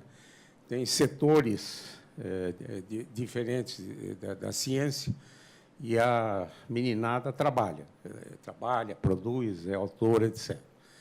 E eu fui visitar essa escola, tanto de Natal e Macaíba, e procurei fazer um diálogo com os estudantes. Meninada de 8, 9, 10 anos, né? E sempre, em cada turma que eu interrompia o trabalho para esse diálogo, eu fazia uma pergunta. Vocês gostam mais da escola clássica que vocês estão estudando ou gostam mais da escola de ciência? A resposta foi unânime, todo mundo da escola de ciência. E eu perguntava por quê, o porquê, né? Então, tinha respostas assim maravilhosas, né? Tinha respostas, por exemplo, aqui nós somos tratados como gente, né? Aqui olham para a gente, o acolhimento, etc. Mas uma menininha, que eu acho que tinha 9 anos de idade, ela me respondeu: na outra escola eu estudo e aqui eu aprendo. Que é exatamente essa mensagem que o professor Demo está nos trazendo. E nós poderemos só ter uma universidade, decana, de qualidade na graduação e depois na pós-graduação, se a gente tiver a matéria-prima que vem do ensino básico bem preparado, pensante, com pensamento crítico, e não como robôs que foram colocados os conhecimentos. Eu perguntaria, antes de passar, se a decana queria falar ou podemos passar. Eu gostaria de falar, mas eu vou abrir. Primeiro, eu já falei no comecinho, eu tenho muitas coisas para falar, mas eu vou abrir primeiro, educadamente, para a plateia, né? Que eu acho que eles devem ter muita gente querendo falar e eu queria ouvir também as pessoas antes de colocar qualquer questionamento, que eu tenho muitas coisas a dizer. Nós temos um microfone volante aí? Professor Isaac, não temos. Não temos. Infelizmente, mas aqui... Então, porque nós estamos... está sendo não só registrado pela UNB-TV, como está sendo transmitido esse evento transmitido pela UNB-TV. Então, eu pediria àqueles que querem fazer perguntas, comentários, enfim, se dirigissem àquele microfone e se identificasse antes de fazer o pronunciamento. É só levantar a mão, a gente anota e dá a palavra. Primeiro o professor Ulisses Riedel, depois você ali. E é só pôr a mão assim e a gente passa a palavra. Bom, eu quero começar parabenizando profundamente a a sua palestra, a sua manifestação. Eu acho que ela é de uma profundidade tão grande e de uma importância tão grande que eu sinto como um sinalizador correto para a questão educacional, que nós vamos para as escolas não para aprender, e sim para receber lições, simplesmente. Agora, eu tenho uma dúvida muito grande, gostaria das luzes que o senhor possa me dar, porque dentro da entidade que eu pertenço, que se chama União Planetária, nós lançamos um projeto chamado Pedagogia das Virtudes. Pedagogia das Virtudes. Mas lançamos porque achamos que era importante um mundo virtuoso, e não porque nós entendêssemos de pedagogia das virtudes. Nós somos cegos e sentimos que o senhor pode nos trazer profundas luzes. Diria que, uma das pontos da sua fala, o senhor mencionou como o ensino que nós temos com uma característica machista, masculina, né? E eu sempre pensei que nós temos o cérebro, o hemisfério do cérebro voltado para a razão e outro para a sensibilidade. E a impressão que me fica, mas veja bem, eu sou um ignorante no tema, mas a impressão que me fica é que o aprender deve ser simultaneamente de razão e de sensibilidade, que nós não podemos desenvolver um cérebro, um hemisfério cerebral, sem desenvolver na mesma proporção o outro. E uma coisa que eu tenho até dito, e talvez equivocadamente, mas tenho dito, de que uma pessoa muito culta, muito preparada, com muito conhecimento, muito inteligente até, mas de mau caráter, é um desastre.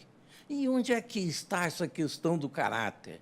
E como é que se cuida do caráter? E como é que se pode fazer uma sociedade virtuosa? E eu sinto que o senhor terá muitas condições de dar muitas luzes para nós nessa nossa busca de criar um mundo virtuoso. Obrigado. Nós temos mais 2 pessoas inscritas. Eu poderia ser bloco de 3, Sim, professor? Claro. Por favor.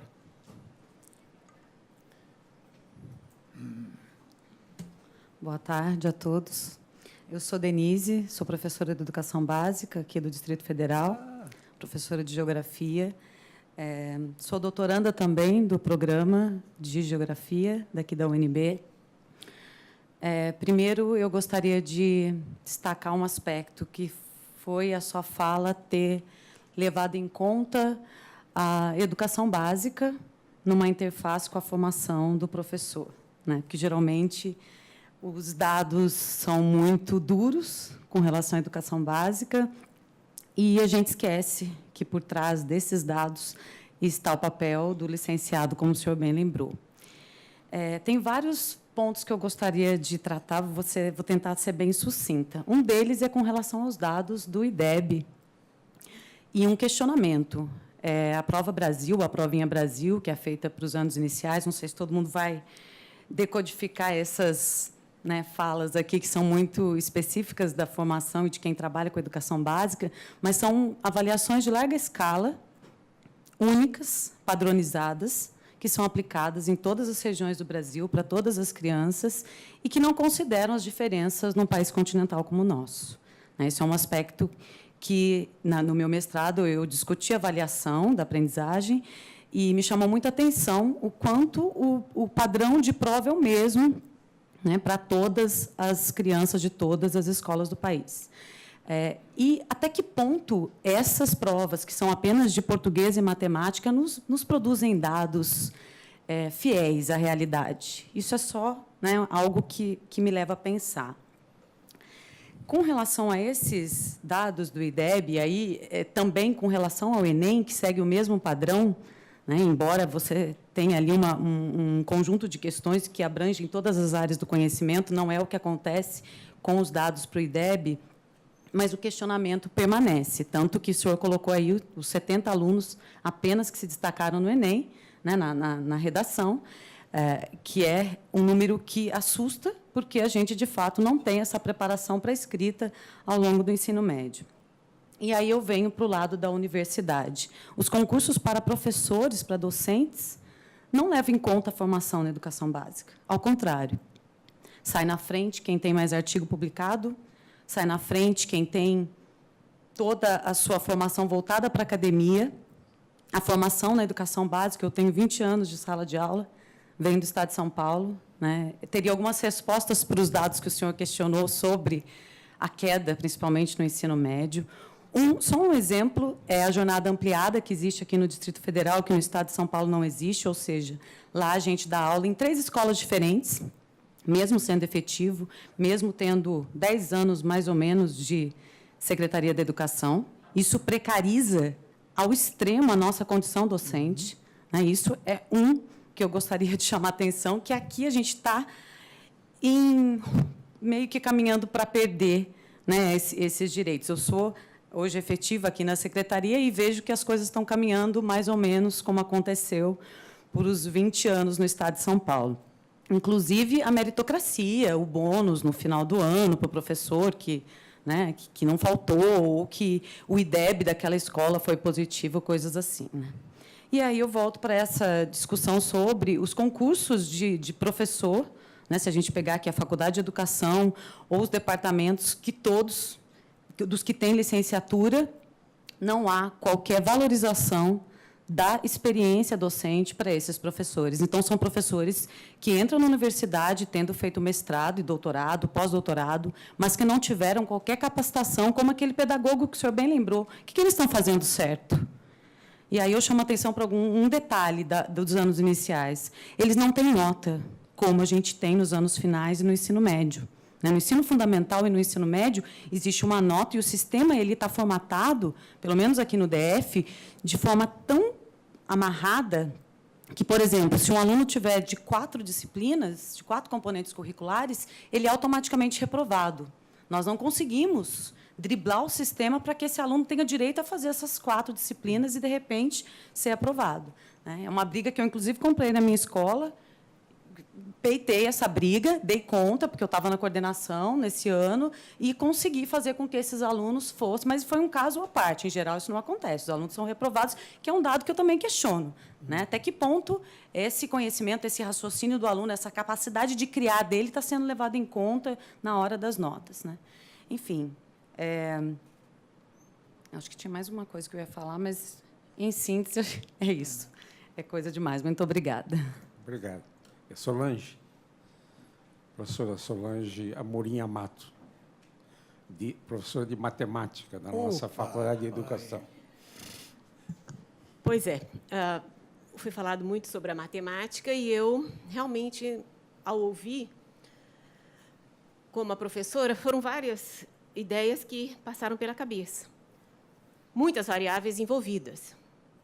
Uma primeira delas, eu gostaria de deixar claro, é a hierarquia que existe no campo da matemática. Então, para entender, como o senhor falou, o teorema de Pitágoras, eu tenho que entender o que é cateto, o que é hipotenusa, o que é ângulo reto, o que é um triângulo retângulo, eu tenho que entender o que é um quadrado, o conceito de quadrado, porque é o quadrado da hipotenusa, então você está envolvendo o conceito também geométrico de quadrado, que, no fundo, desde as séries iniciais, é muito pouco tratado nas escolas. Então, o quadrado é considerado algo diferente do retângulo.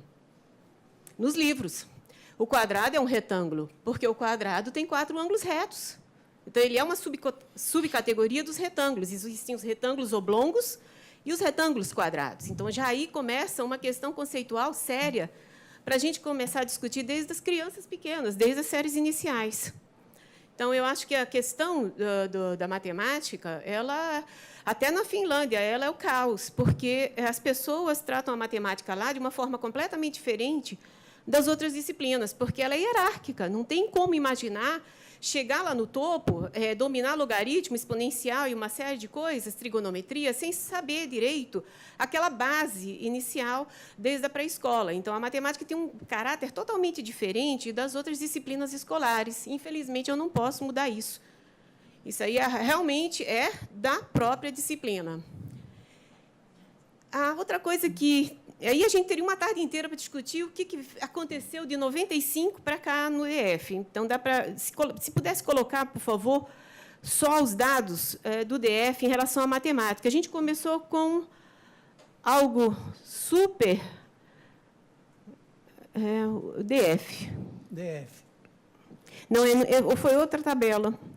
Mas talvez isso aí teria que ser uma tarde inteira, no fundo, porque o DF começou com uma média altíssima em 95. E caiu aqui, 35 foi para 12.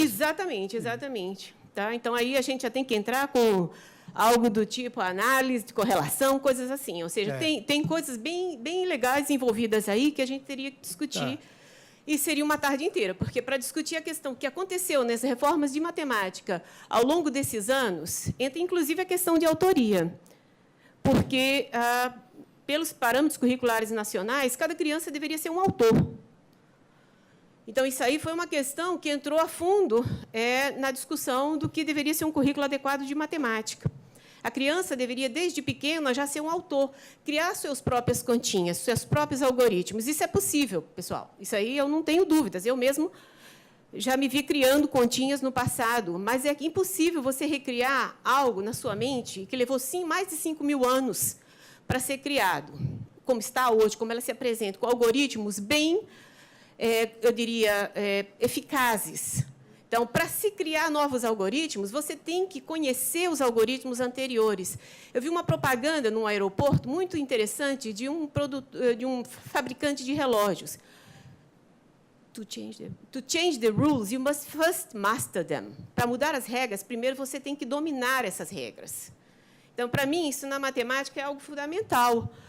Eu não posso recriar toda uma matemática de 5.000 anos, mais de 5.000 anos, e fazer a criança... Ela não vai ter tempo de vida para isso. Ela não vai ter como. Imagina, não tem como você pensar que uma criança vai criar suas próprias continhas desde a pré-escola, reinventar tudo que foi inventado até hoje e conseguir chegar à universidade com um bom conhecimento matemático. Então, tem uma série de impossibilidades que foram criadas pelos próprios parâmetros curriculares nacionais. Coisas que, digamos, já foram extensamente estudadas por uma comissão de experts do National Mathematics Advisory Panel. Ou seja, um painel de experts estudou o que realmente funciona para um grande número de alunos. E a conclusão foi: tem que ensinar as continhas convencionais, porque, para você criar novos algoritmos, você ir para chegar no nível que, digamos, alguns países chegaram, eles têm que dominar o que foi feito no passado. Você não pode mudar as regras sem, primeiro, dominar as regras que existiram.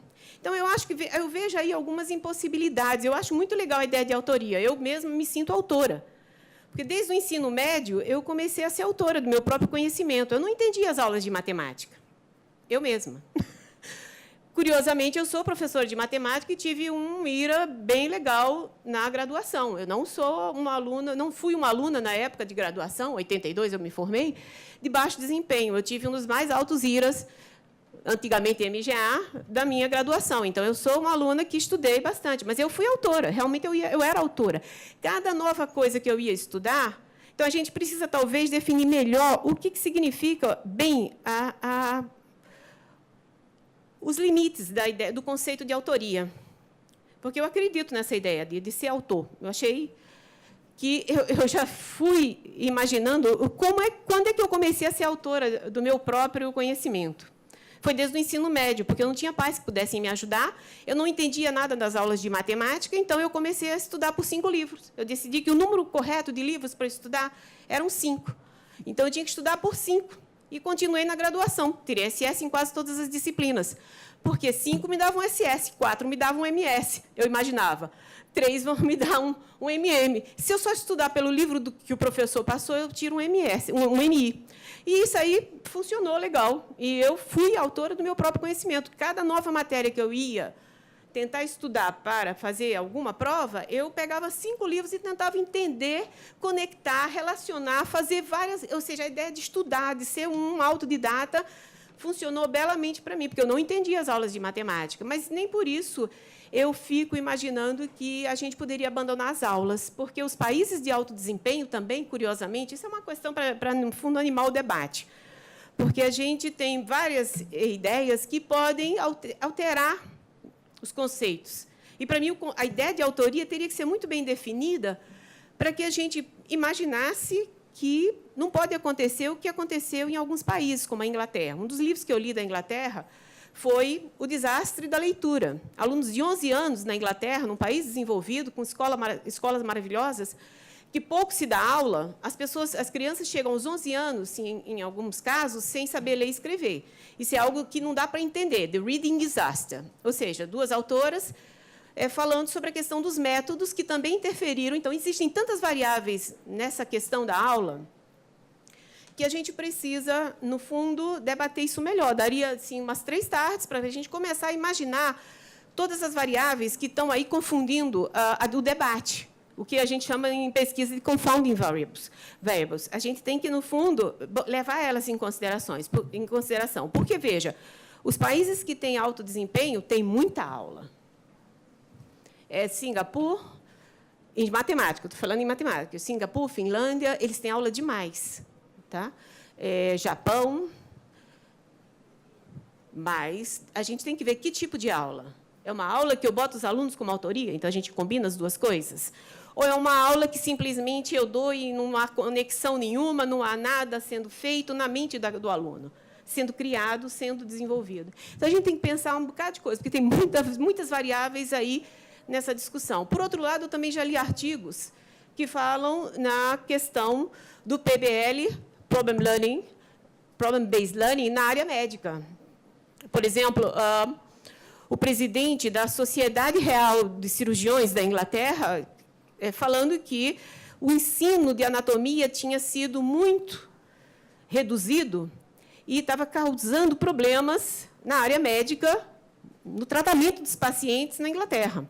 Então, a gente tem que ver também que tem aspectos, efeitos negativos dessa proposta de PBL até na área médica. Então, a gente tem que ver que todas as ideias têm artigos que falam muito bem da questão, mas tem outros artigos que a gente tem que apresentar no fundo.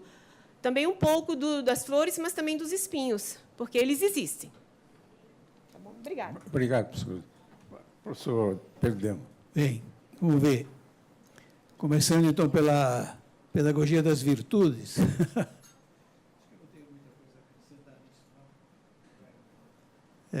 Mas o que me ocorre, assim, porque andei ultimamente lendo um bocado em torno disso por acaso, é a ideia ancestral da aprendizagem que vem de dentro, socrática, maiêutica. Você não consegue formar a virtude no outro. O outro é que tem que formar a sua virtude. Você pode colaborar. Você pode puxar, como Sócrates fazia, né, naquele diálogo dele, pelo menos na versão de Platão, né? Sócrates nunca respondia nada, nunca dava uma solução. Isso é uma ideia importante, eu acho, na escola, né? O Piaget dizia assim, né? Sempre que você responde uma pergunta da criança, você impede que ela aprenda. Você não deve responder, você tem que cuidar que ela ache uma resposta. E ele chegava a dizer que, mesmo sendo errada a resposta da criança, é preferível a resposta certa do professor. Então, aí tem muita coisa, né, interessante, né, esses autores mais rebeldes, tipo Spinoza e Nietzsche, eles sempre colocaram essa ideia que eles puxaram dos estoicos, na verdade, né, de que essa virtude, esse caráter, era uma formação do interessado. É uma autoria. Nunca é importado, é imposto, é colocado lá dentro, não dá para fazer isso. Você tem que conseguir que a pessoa se forme. Eu vejo isso mais claramente em casa, na família, porque como aí a gente age de acordo com as leis biológicas, de modo geral também, pelo menos, né? A gente cuida que nossos filhos se tornem autônomos. Quer dizer, o pai não consegue crescer pelo filho, se desenvolver pelo filho, pensar pelo filho, entender pelo filho. O filho que tem que fazer isso, a gente cuida disso. A gente gera um ambiente favorável para que ele se desenvolva. Mas todos nós achamos isso a coisa mais natural do mundo. Não posso substituir meu filho. Não posso fazer as vezes dele. Eu tenho que cuidar que ele se torne uma pessoa adulta. Porque lá na frente, está vendo, ele vai ter que ter a família dele, a casa dele, o emprego dele, o dinheiro dele, ele tem que se virar. Então, se eu pudesse sugerir, talvez isso fosse uma ideia interessante. Quanto à segunda interlocutora, a questão do IDEB, acho que está muito bem posto. O IDEB é um dado problemático, mas acho que aí não há exceção, todos os dados são problemáticos, né? Alguns são mais bem feitos, outros são menos bem feitos, porque dado é um construto.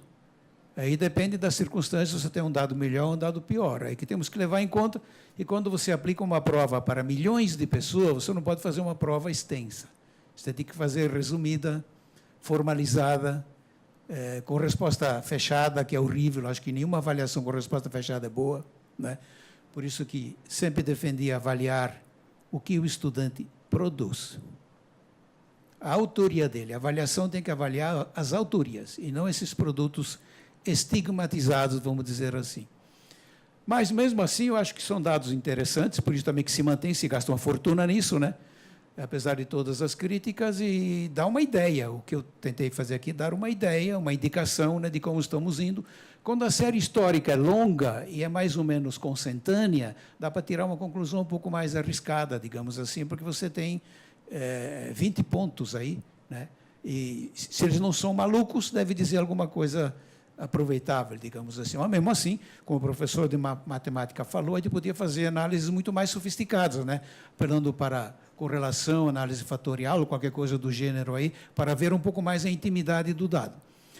A discussão mundial é muito grande, enquanto que o PISA, que eu acho que é melhor que o IDEB, bastante melhor que o IDEB, e é feito de 3 em 3 anos com alunos de 15 anos. Então, não é a nossa mecânica aqui. Aqui é feito de 2 em 2 anos, e nos anos iniciais, anos finais, ensino médio, é bem diferente. Por exemplo, tem um professor dos Estados Unidos chamado Zhang, que é um chinês, que saiu da China e foi para os Estados Unidos, e critica muito, porque a China tem uma tradição imensa de decoreba, de aula acerba, como disse a professora. Não é? Porque a China teve a ideia brilhante há 1000 anos de prover os funcionários públicos via concurso. Então, isso que a gente acha que seria a glória nossa também, fazer tudo por concurso, por exemplo, fazer o juiz do Supremo Tribunal Federal por concurso, e não por indicação e tal, acabou dando lá uma falsificação de concursos impressionante. Então, é uma indústria nacional, a falsificação de concursos. Isso que a gente vê aqui também, né? Todo concurso importante sempre tem marmelada de algum jeito. Até aqui, também na entidade da UNB, que cuidou de concurso, não sei se cuida ainda, sempre teve esse problema. É uma dor de cabeça miserável, entendeu? E aí isso apurou muito mais a decoreba. Então, esse povo que quer ter os bons postos públicos, né, decora o inferno que nós temos aqui no cursinho. Então, o cursinho funciona para isso. Mas também é fácil de ver que não adianta nada, porque no ano seguinte, se a pessoa não passou, vai fazer tudo de novo, por uma razão simples. Esqueci tudo. O que a gente não aprende, esquece tudo. A gente só não esquece, ou esquece menos, ou guarda alguma coisa daquilo que a gente aprende, daquilo que a gente é autor. Então, acho que o Schleicher, que é o pedagogo, que ele não é pedagogo, ele é matemático, na verdade, mas é o que faz, às vezes, do pedagogo do PISA, né? Ele defende muito a China, a Singapura, que não é só decoreba, que também talvez em matemática, a situação um pouco diferente é o Japão. Acho que o Japão tem um método que chamam de Ikeban, que faz uma matemática um pouco mais autoral, um pouco mais interessante. Mas a professora tem toda a razão. Os asiáticos, em geral, fazem uma decoreba infernal. É aula. O que eu vi mais de perto foi na Coreia do Sul, em que de manhã eles vão para a aula, mas dormem, porque depois à tarde eles vão para esses cursinhos privados onde pagam, que é uma decoreba infernal, e saem de lá quase meia-noite, para o dia seguinte estar cedo na sala de aula. Então, acho que aí, vou começar logo então com a resposta a ela, né? O que não está bem posto é entender matemática. Ela acentuou, porque os matemáticos colocam isso muito bem, né? A matemática é uma disciplina sequencial. Você não pode pular. Então, eu acho, por exemplo, em sociologia você podia até fazer esse absurdo, né? Você dá uma introdução à sociologia no fim. Mas você não pode fazer, por exemplo, um entendimento mais elevado de matemática sem saber as operações básicas. Como ela exemplificou bem no Teorema de Pitágoras. Quantos conceitos estão implicados no Teorema de Pitágoras que já têm que estar trabalhados? Entendeu, né? Então, aí eu acho que nós não trabalhamos bem em matemática. Também não damos a importância que matemática tem. Se a gente olhar, por exemplo, na história, né, quando Galileu se desentendeu com o Papa, como é que ele trabalhou as coisas? Ele venceu o Papa foi com matemática. A arma dele foi matemática.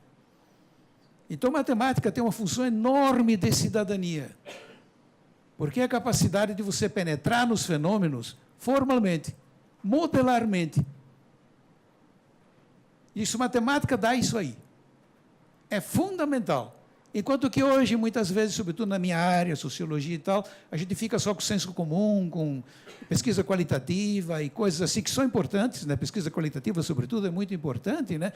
Mas voltando para o seu Paulo Freire, você não combate a opressão com senso comum. A melhor maneira de combater a opressão é com matemática. Você tem que penetrar o fenômeno, você tem que destruir o fenômeno, você tem que olhar por dentro, por cima, por baixo. Questionar. Então, a força da matemática está nesse questionamento. E que está fazendo uma falta miserável no país. As pessoas não sabem matemática, não dão importância à matemática. Uma vez até fiz a ousadia de escrever um texto sobre a politicidade da matemática. No meu blog tem, se entrarem lá com politicidade, vai aparecer o texto. Aqui eu tento demonstrar isso aí. Por que matemática é importante? O teorema de Pitágoras não vai mudar a vida de ninguém. A gente pode ficar perfeitamente sem o teorema, não vai fazer falta. Mas a capacidade analítica da matemática faz falta absoluta. Você não se defronta com os problemas, você passa por cima deles, passa para o lado da matemática, não vai lá dentro. Matemática penetra, matemática é estrutural. Então, ela é extremamente importante e nós não damos valor a isso. Ela tem toda a razão no sentido de que matemática é um problema no mundo todo. Então, eu, uma vez, corri atrás disso na Alemanha, falei com o professor de matemática e tal, também lá é um problemão matemática. Mas eu acho que isso também nos levaria a considerar que nós temos que ter alguma solução. Nós não podemos ser tão canhestros assim, até porque há bons exemplos. Por exemplo, do Ceará, é uma luz interessante, né? Eu acho que eles estão fazendo uma coisa interessante. E, às vezes, aqui e ali, aparecem coisas que mostram que é possível aprender matemática. Agora, você não escapa disso. Para aprender matemática, precisa entender. Se você não entende, vira decoreba imediatamente. Então, por isso que eu acho que precisa mudar na faculdade também. Precisa preparar um outro licenciado. Precisa preparar um autor de matemática. Então, para contar uma circunstância, na Secretaria de Educação do Estado de Mato Grosso do Sul, então eu peguei os matemáticos da secretaria, que eu achei que era muito, mas deu 10, porque é um animal raro matemática, né? E com eles eu fiz a invectiva. Vamos fazer um curso de matemática para transformar o professor de matemática em autor de matemática. E não manipular aquela ideia de que como matemática tem 5.000 anos, os teoremas já foram feitos, os axiomas já foram explicados, para que criar de novo? Para que reinventar o teorema de Pitágoras se já foi inventado, né? Mas eu acho que naquela experiência da escola, o que é que eles fizeram? Eles reconstruíram o teorema. Eles reinventaram o teorema. Eles, de alguma maneira, tiveram a sensação de que eles foram autores. Eu acho que é muito importante discutir o termo autor, que, aliás, tem uma discussão infernal nisso, né? Se a gente pegar Barthes com a morte do autor, o conceito dele de morte do autor, acho que isso daria panos para mangas. A autoria nunca é completa, não tem nenhum autor original, todos os autores são autores de outros autores, né? Nós não somos originais nunca, nós somos mais ou menos originais, que é um dor de cabeça no mestrado e no doutorado ter uma tese original, né? Que nunca é totalmente, né? Mas pode ser com alguma intensidade. Depende, então, de como você constrói, como você faz. E isso tem na Wikipédia, por exemplo, que eu acho um belo exemplo. Não que os textos da Wikipédia sejam todos maravilhosos, né? Mas lá tem uma autoria muito visível. É um clube de autoria. Lá, o negócio é a autoria, que combina bem com o conhecimento. O conhecimento só combina bem com a autoria. Então, quanto ao negócio da aula, né? Eu acho que a aula pode ser dada, mas a aula, em termos de teorias da aprendizagem, sobretudo da neurociência, da biologia, hoje não está com nada. Aula é o que mais nós podemos dispensar na escola e na universidade, não faz falta nenhuma. Eu acho que para uma coisa entrar na cabeça do estudante não é por aula, é ele estudar. É ele entender, é ele aprender. Então, nós estamos dando um monte de aula totalmente inútil, que não agrega nada, e os dados berram isso. Os dados são extremamente inclementes com isso. Quer dizer, aula não falta, a escola brasileira está abarrotada de aula. Só tem aula. E ninguém aprende, né? Agora, quando você diz que a maioria dos estados avançados, países avançados, dão muita aula, né, aí precisa ver também como é que é o ambiente lá dentro, né? Por exemplo, Harvard dá aula, mas o que conta lá é a produção do estudante. A única coisa que vai para frente lá é a produção do estudante. A aula, não, no fundo, não soma nada. Então, o que sai de Harvard são estudantes brilhantes, não pelas aulas que tiveram, pelo esforço dele, pela dedicação dele, pela autoria deles, né? E eu acho também um exemplo que sempre me impressiona muito, né, que esses grandes programadores abandonaram a universidade. Gates, Jobs, o Zuckerberg, porque não viram utilidade nas aulas.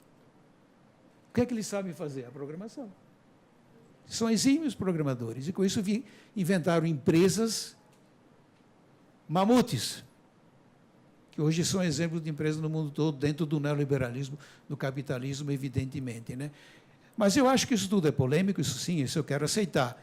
Eu acho que essas coisas não são claras, não são assim, unívocas, né? Eu acho que nós temos que saber conversar sobre isso. O que eu gostaria de deixar aqui é simplesmente a indicação de que nós precisamos rever a licenciatura em pedagogia, porque nós precisamos disso na escola. Na escola tem um déficit clamoroso, na pedagogia, menos. Na licenciatura, total. Quer dizer, nós não produzimos um professor. Vou arriscar dizer, a gente produz um papagaio que vai para a escola dar aula. Mas ele não teria, na verdade, nenhuma condição. Então, eu acho que, como na universidade nós sabemos fazer isso bem, com o mestre e com o doutor, por que não fazemos com o graduando? Então, eu acho que a solução não é do outro mundo, não é estrambótica, está debaixo do nosso nariz. Tem alguma pessoa que queira se manifestar ainda? Sim, então, por favor.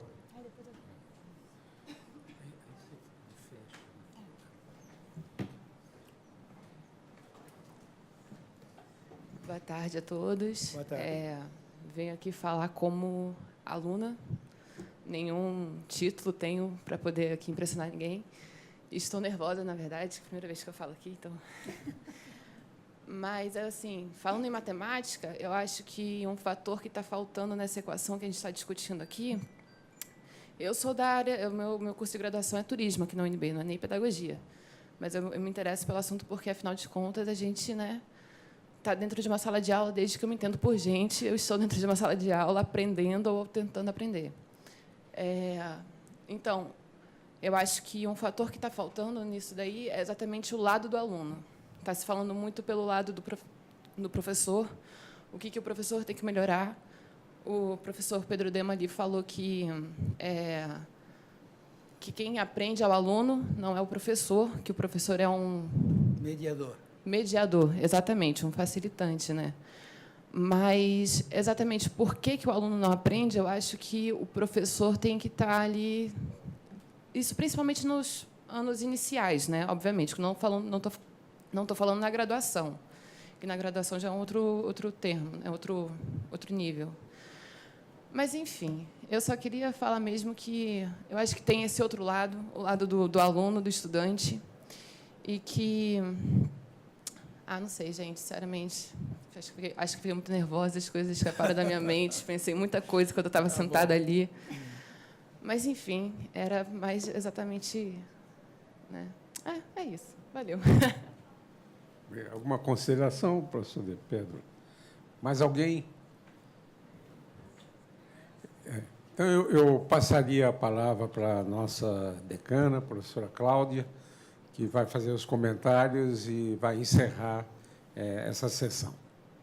Primeiro, eu queria te parabenizar, porque eu acho que você, dentro do seu nervosismo, você teve coragem, né, e foi autora das suas próprias palavras, não é isso? Então, acho que isso já é um caminho, né? Então, parabéns.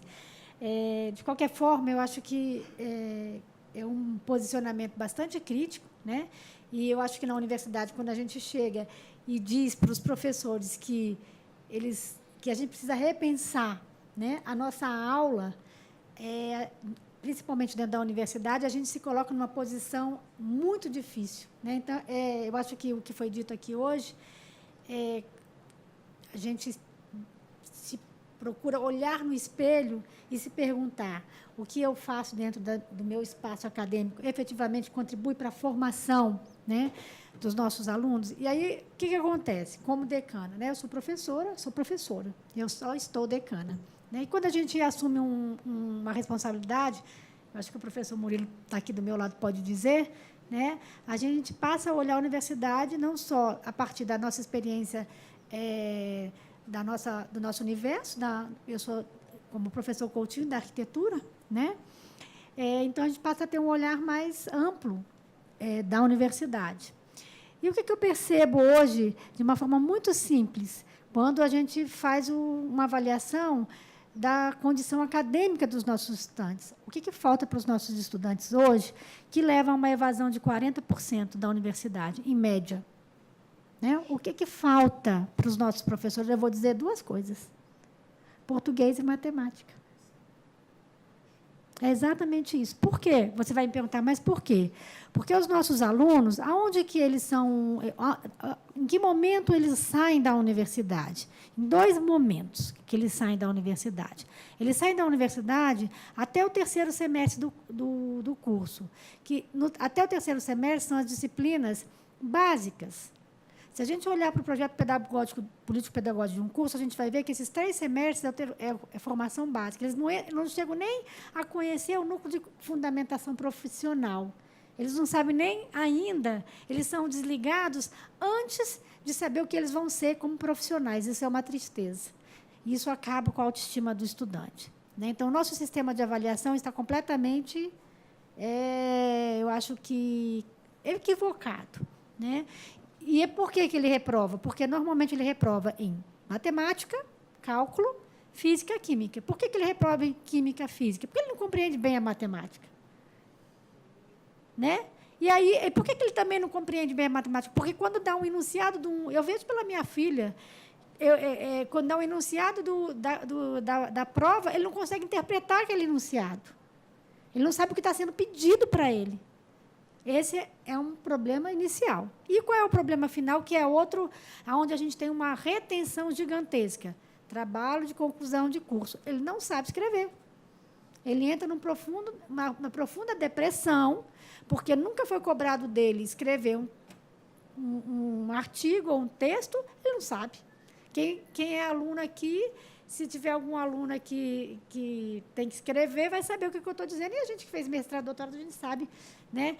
Quando a gente era novinho, que tinha que fazer, era um sofrimento. Então, basicamente, o que a gente tem que investir é nisso.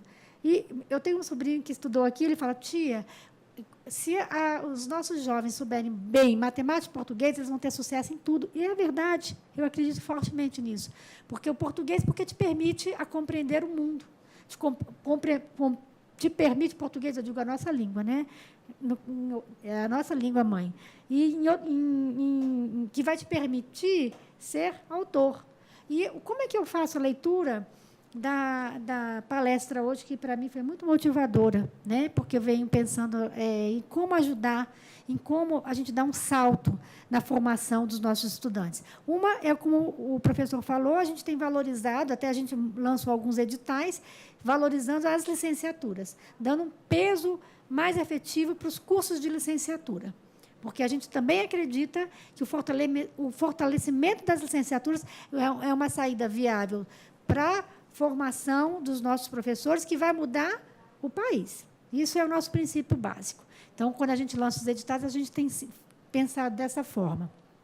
E o outro caminho é como a gente pode constituir um caminho de sucesso para que o aluno não entre em depressão, em sofrimento, porque é isso que está acontecendo. Que ele possa construir um caminho de autonomia, porque eu entendo que o processo autoral é o processo da autonomia. né? Então, eu entendo que o papel do professor em sala de aula é provocar a possibilidade do aluno ser autônomo, né? E, nessa autonomia, ele construir o caminho, como a professora falou, entender que aquela bibliografia básica ela é tão básica, porque obriga a gente a botar uma bibliografia básica, mas aquela não é o caminho. É o único caminho viável, mas sim o caminho para que você possa ter um caminho de construção, né, que eu coloquei aqui, do caminho das pedras. E que ele possa ser um autodidata. O autodidata é isso, é o autor que a partir você consiga descobrir a forma que você possa chegar ao sucesso. E o sucesso é o quê, né, na universidade? É uma boa formação, não um caminho de frustração, que, infelizmente, a gente tem vivido aí, um caminho os alunos, assim, que a gente está vivendo, a sociedade está vivendo, e não só a universidade, a gente está reunido, o colégio dos pró-reitores de graduação estão reunidos em Brasília nesses 3 dias, e um dos temas que nós vamos discutir é o problema da saúde mental dos nossos estudantes, né, que estão em sofrimento. E essas coisas estão relacionadas. Por que eles estão em sofrimento? Porque talvez eles não estão conseguindo ser autônomos o suficiente para conduzir a sua própria vida, para conduzir a sua formação. Então, eu acho que essa palestra ela foi muito enriquecedora, pelo menos para mim, né? Eu agradeço imensamente essa oportunidade, né? E que nos faz pensar como é que a gente pode transformar, né, o futuro desse país, se não pela autonomia, né, dos nossos jovens, nossos futuros profissionais. Muito obrigada.